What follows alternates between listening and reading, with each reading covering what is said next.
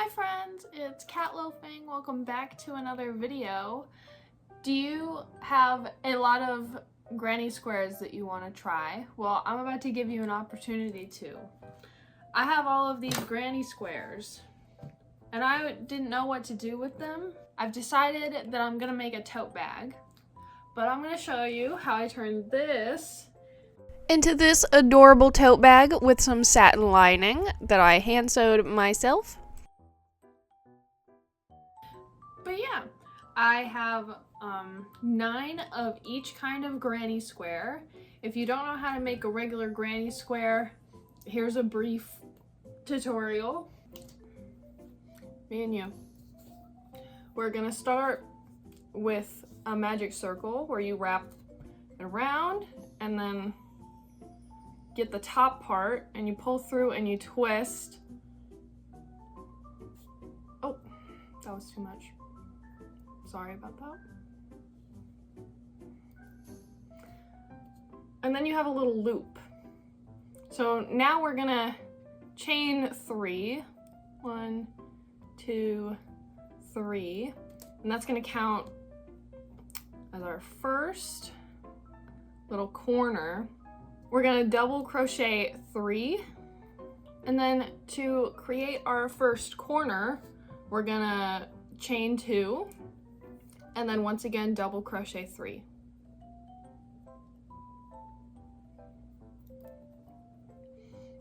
And then we're just gonna keep going until we get to the other side. And then on your last set of 3, you're only gonna do 2.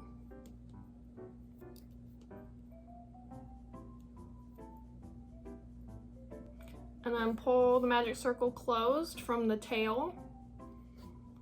And we have that little bit from the beginning, right here, this loop from the beginning, and we're gonna slip stitch into that. And then on your next row, you're gonna start with 3 singles again, and then 3 more doubles in that same hole that we slip stitched into. And then for the other corner, we're gonna start with just 3 double crochets in that hole. And then your corner and 3 more into the same hole. And that's how you make a corner on a granny square. And then from there on, you can just go as many rows as you need to fit into whatever project you're working on. I'm doing 5 rows on this so that they will fit with the other granny square that I want to use for the bag. And for this one, this is a pattern that I found on YouTube actually, so I'll put that in the link down below. Super cute, it's little flowers. You'll notice I left some of the tails out so that I know where I'm supposed to crochet it together. But that's enough crocheting for now. We're gonna do a little bit of sewing. So I have this scrap fabric sheet and I am going to cut 4 12 by 12 squares. It might be different for you and your bag depending on what size squares you chose. But for me, I'm gonna do 12 by 12 and I'm gonna do 4. I got sparkly fabric scissors and a marker.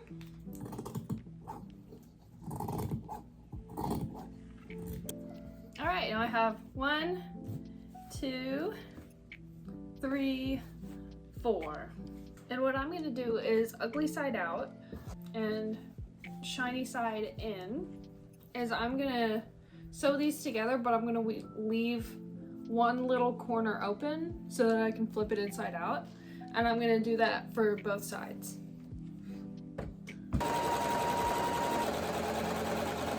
Once I was done sewing both of them and turning them inside out, I just laid them on top of each other and sewed them together again. Now we got to get started on actually assembling the bag, so I'm placing all of the squares where I want them to go, kind of creating a plan before I actually start crocheting them together. And then I actually began joining them with single crochets. I did the sides that were not touching anything with just one single, and then whenever I was joining the two together, I would just put the hook through both loops to make the single crochet. I crocheted around the white squares because the pink squares were a little bit larger and I wanted to even them out, but here is what it looks like all finished on one side, and then we just got to do the other side. Once you have both of them finished, you can flip them over and make sure that both of the good sides are touching, and then you want to just single crochet all around it, but leave one side open. Now let's get started with the handle. First of all, I did 2 rows of single crochets all around the opening, and then I started with 3 single crochets and a half double and 2 double crochets to create a little bit more seamless of a transition into the 70 single crochets I'm about to make the handle out of. I joined the handle back together with the bag with a double crochet and then continued doing what I did on the other side. I single crocheted everywhere except for where I pointed. I started doing my double crochets so that the handle could have a bit more thickness to it. So I started with 2 off the side and then the 70 double crochets for the handle, and then I did 2 more on the other side just to make it smooth and even. After you're done making the handle, we're finally gonna fasten off. And then we're gonna turn the bag inside out so that we have the nice side facing out whenever we put the lining in.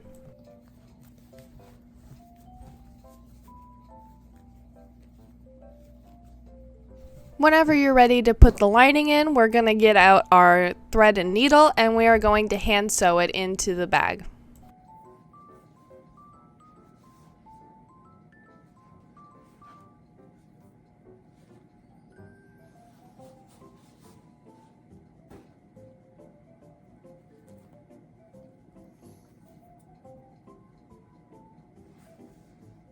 Ignore my hair, I'm in the middle of something, okay? But look at this! Look at how it came out! Oh my gosh, it's super soft, to be honest. The pink is a lot more soft than this, but it was a bunch of different quality fabrics. So the only thing that I did kind of differently is the hand sewing this part. That's up to you. I don't recommend using a sewing machine on crochet because I don't know what sewing machine you're using. I don't know what would happen. I would be scared that it would get tangled. But I love how this came out. This is probably gonna be my new favorite thing to wear everywhere. I love the inside. This is so soft. I love this fabric all the time. I'm gonna put all my trinkets in here and be on my way. This is gonna make an appearance when I'm on vacation. Oh my gosh. And I can stop carrying around a backpack. I'm probably still gonna carry around a backpack. Let's be real. This is probably not gonna hold all of my trinkets that I need. It looks super cute and I needed a new pink kind of bag. I probably should have made the straps a little thicker and maybe a little longer because like it's right up in there, but then also like I can rest my arm in there and that's pretty comfortable. Okay, I'm getting pretty sidetracked, but this is beautiful. I think I did a great job. 10 out of 10, no complaints. Have we ever had a no complaints before? Wow. I think that's gonna be it for this week. I will see you next time with different hair, hopefully. Remember to like and subscribe and do all those things that you want to do. And thank you for watching, and I'll see you in the next video.